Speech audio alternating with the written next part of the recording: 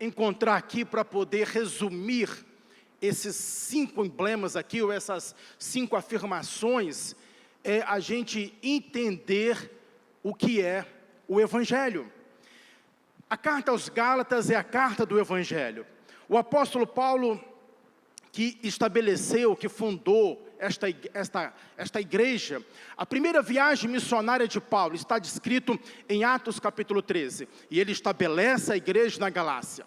E depois que Paulo estabelece a igreja na Galácia, algumas pessoas saem lá de Jerusalém, não autorizado pela igreja de Jerusalém, e vão até a Galácia, e começam a dizer que só a graça não é necessário para a salvação. Começam a dizer que somente a fé não é necessário para a salvação. Somente Cristo não é necessário para a salvação. É necessário para a salvação guardar algumas coisas, principalmente a circuncisão.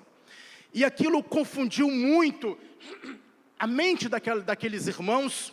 Então Paulo, ele escreve esta carta no intuito de tentar entravar ou tentar impedir aquela apostasia, que estava acontecendo. E é por isso, irmãos, que essa carta tem um diferencial, porque todas as cartas de Paulo, todas elas, têm uma estrutura. Ele começa com saudação, e depois ele vai gastar uns 10 a 20 versículos com ações de graças. Dou graças a Deus por isso, dou graças a Deus, enfim. Aqui não, aqui ele já vai direto no assunto, e ele começa bem assim: maravilho-me de que tão depressa passasseis daquele que vos chamou a graça de Cristo para outro evangelho. Essa palavra maravilho-me aí, irmãos, ela significa o seguinte: esse maravilhar não tem um sentido positivo não. Ele está dizendo o seguinte: eu estou pasmo, eu estou perplexo de que tão depressa vocês que conheceram o evangelho da graça, que é isso aqui, somente a graça, aonde nós somos salvos exclusivamente com base no sacrifício de Jesus, vocês agora passaram deste evangelho da graça para um outro evangelho. Deixa eu perguntar a alguns irmãos aqui. Os irmãos sabem o que é a palavra evangelho? Coloca o texto para mim, por gentileza. Tem muitas pessoas que não sabem, talvez, o significado real da palavra evangelho. Vamos ler esse texto juntos aqui, todos nós? E o anjo lhes disse: não temais, porque eis aqui vos trago novas de grande alegria, que será para todo o povo. Se os irmãos olharem esse texto aqui, no texto grego, essa palavra novas, que está aqui, novas, a palavra novas no texto grego ali é euangélio, que é o que? Evangelho. O texto está bem assim: e o anjo lhes disse: não temais, porque eis aqui vos trago evangelho de grande alegria, que será para todo o povo. Essa mensagem aqui, quando aconteceu? Aconteceu quando Jesus nasceu, lá em Belém. Os pastores estavam ali no campo, de repente aparece anjos cantando, glória a Deus nas alturas, paz na terra, cantando aquele hino que os irmãos conhecem. E eles disseram o seguinte: não temais, porque eis que aqui vos trago novas de grande alegria. Então, meus irmãos, o que significa a palavra evangelho? Boas novas. O que significa a palavra evangelho, meus irmãos? Agora a questão é: que boas novas é essa? Que boas novas é essa? Irmãos, qual é a boa nova que a igreja tem de proclamar? Este é o grande problema que nós estamos enfrentando na igreja brasileira. Este é o grande problema que foi enfrentado lá pelos pré e pelos reformadores, e que nós estamos enfrentando hoje. Qual é a boa nova? Então eu vou falar primeiro o que não é a boa nova, tá bom? Primeiro, a boa nova que a Bíblia está dizendo aqui, não é que você vai ter sucesso.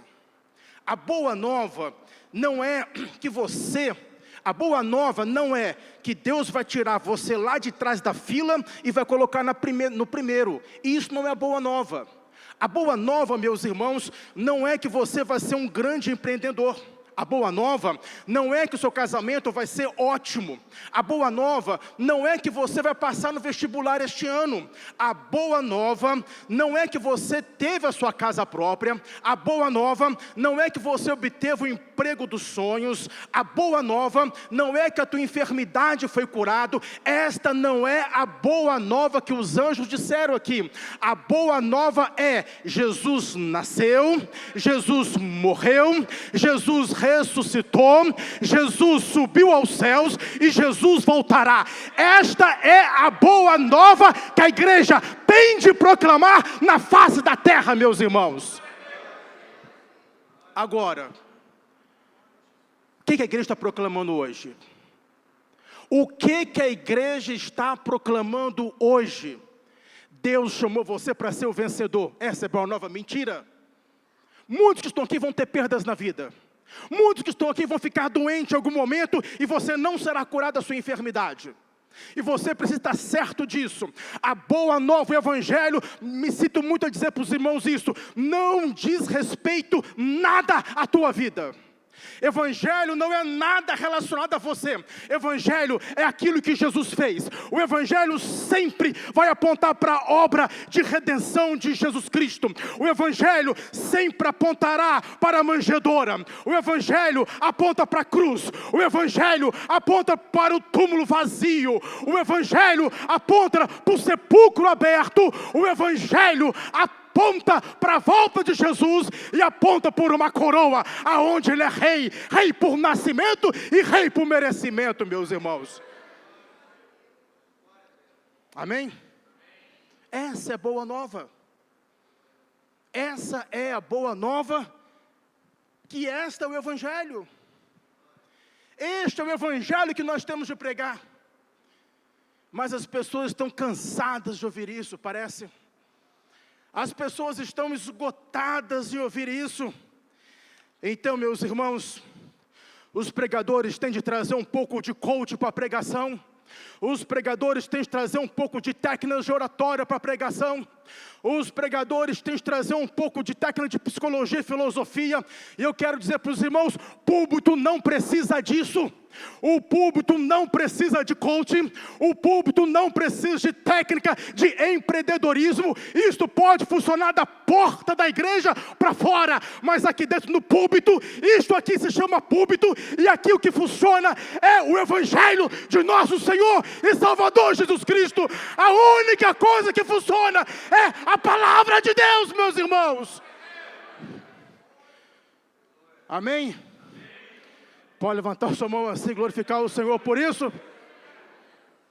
Somente, vocês disseram, volte no somente lá por gentileza.